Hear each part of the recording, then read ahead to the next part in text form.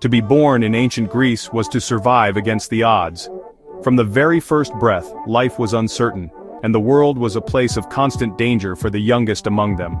Every birth was a gamble, no modern medicine, no antiseptics, and little understanding of disease. Mothers gave birth at home, often surrounded by family and midwives, but even the most experienced hands could do little against complications. Infection lurked everywhere, and the air itself carried unseen threats. The smoky interiors of homes, poor ventilation, and lack of clean water made even the act of breathing risky for a newborn. 1 in 3 infants didn't survive their first year. Tiny graves dotted the landscape, silent reminders of lives cut short before they could begin. Childhood was a gauntlet of deadly diseases, measles, dysentery, fevers that could kill in days. Even a simple cough or rash could spell disaster, and parents watched helplessly as illness swept through their homes. Families had many children, not just out of love, but to ensure some survived. Each new child was both a joy and a source of anxiety, as parents knew the odds were stacked against them. Every child was a fragile hope, a flickering candle in a harsh wind. The loss of a child was a sorrow shared by nearly every family, and yet, hope persisted with each new birth. Homes were basic, with open fires and contaminated water. Danger was everywhere. The very places meant to shelter children often exposed them to new risks, from burns to waterborne illness. No safety nets, no childproofing. Life was lived on the edge. Children learned quickly to be cautious, but accidents were common, and tragedy could strike in an instant. The image of carefree Greek children hides a darker truth.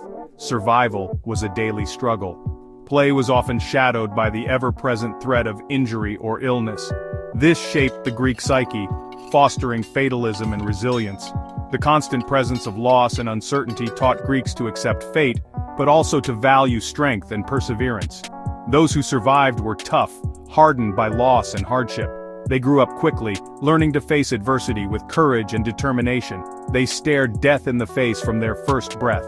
Each day was a victory, and each year survived was a testament to their endurance. This experience was woven into the fabric of society. The stories of survival and loss became part of the collective memory, shaping customs and beliefs. It was a shared, unspoken understanding in every city and village. Communities mourned together but also celebrated the resilience of those who endured.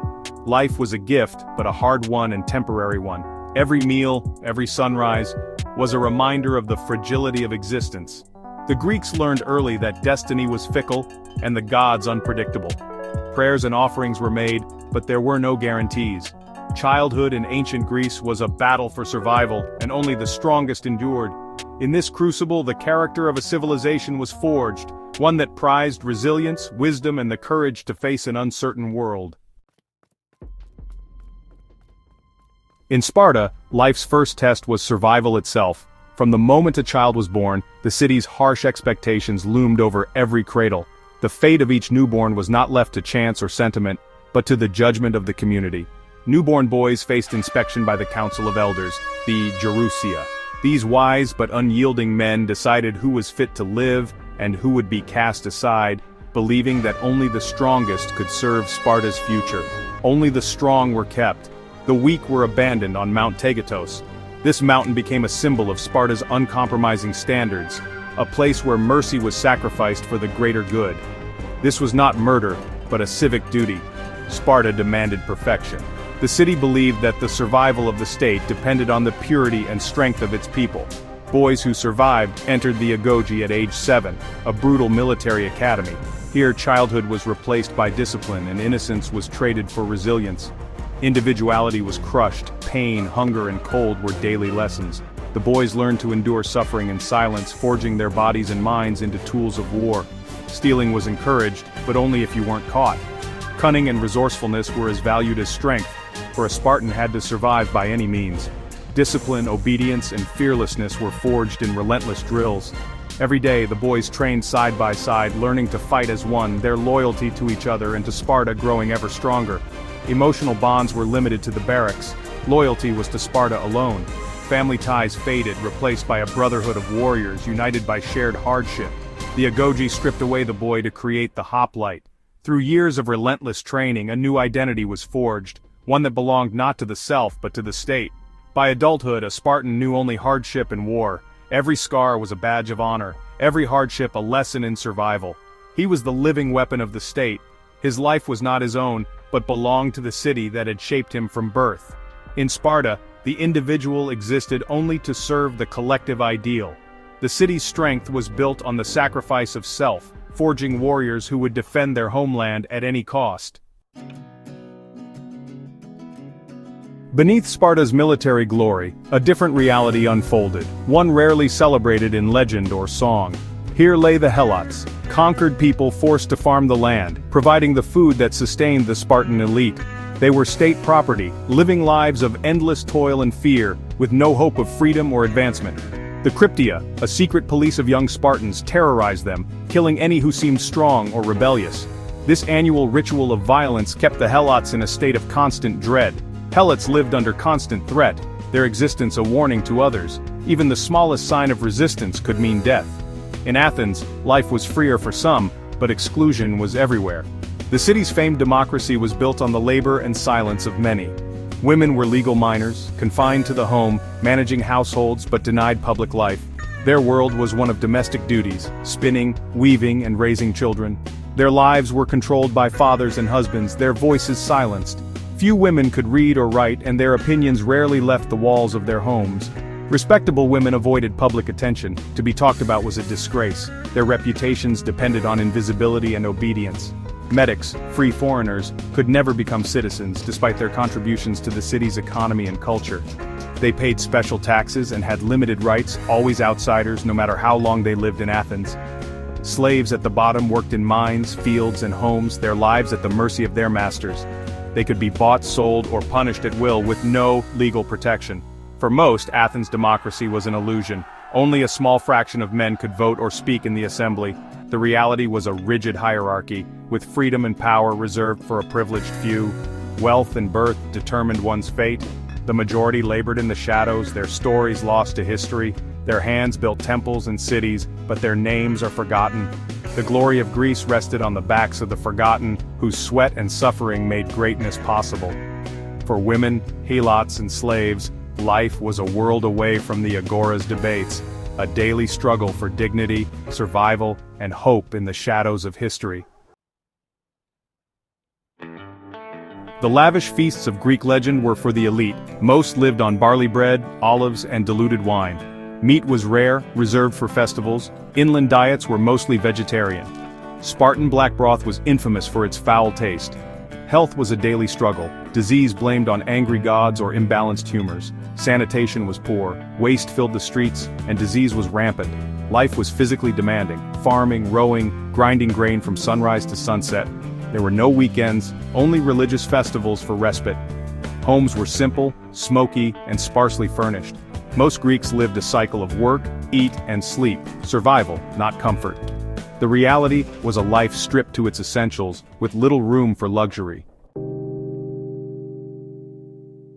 Justice in Greece was a tale of two cities. In Athens, any male citizen could bring a case to court. Trials were public, chaotic, and decided by massive juries. Eloquence and reputation often mattered more than facts. Punishments ranged from fines to exile or death. Women, medics, and slaves had little access to justice. Sparta's system was about order, not rights. The ephors, 5 powerful officials, enforced swift, final decisions. Obedience was the highest virtue. Dissent was crushed. The agoge instilled discipline from childhood. Helots had no justice, only fear and control. In both cities, law reflected social status. For citizens, it could be a shield. For others, a tool of oppression. Justice was always shaped by power. War was a constant in ancient Greece. Every male citizen was a soldier. Hoplites armed themselves at great personal cost, forming the backbone of Greek armies. Battles where brutal phalanxes clashed in a crush of shields, spears, and bodies. The noise was deafening, wounds were common, and medical care was primitive. Infection and disability were frequent outcomes. Surgery was crude, and many died slowly after battle.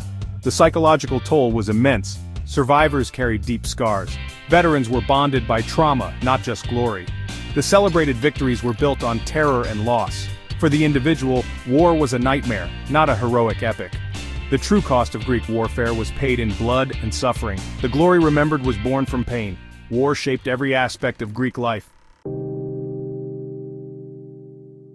The gods of Olympus were ever-present and unpredictable. Every action, planting, war, travel, required rituals to appease them. Sacrifice was a daily transaction. Animal blood fed the gods, hoping for favor. Omens and oracles guided decisions. A bird's flight or a thunderclap could change destinies. Superstition ruled. Amulets, curses, and magic were part of daily life. Fear of divine anger shaped behavior and created constant anxiety. Even in peace, disaster could strike at a god's whim. The Greeks lived with a background hum of fear, never sure of their fate. This fatalism echoed in their tragedies. Life was precarious, and mortals were playthings of the gods. The divine was both a comfort and a source of terror. In 430 BCE, Athens was struck by a devastating plague during the Peloponnesian War. Overcrowding behind the city walls turned Athens into a breeding ground for disease. The plague spread rapidly, killing with fever, ulcers, and unquenchable thirst. No remedy worked. Even physicians died quickly. Society unraveled. Bodies piled in streets, customs abandoned, and fear ruled. People became reckless or abandoned loved ones. The city's spirit broke. The gods seemed silent. Up to a third of the population died, including Pericles. Athens never fully recovered its strength or confidence. The plague exposed the fragility beneath the city's achievements. It was a brutal reminder of human vulnerability. For all their progress, the Greeks were powerless before nature's wrath. Civilization's veneer was thin, easily shattered by disaster. We marvel at Greek art, philosophy, and democracy, but these are the monuments of the elite. Most Greeks lived lives of hardship, labor, and fear. The stories of helots, women, and slaves are lost, unwritten and uncelebrated. Their suffering was the hidden cost of Greek glory.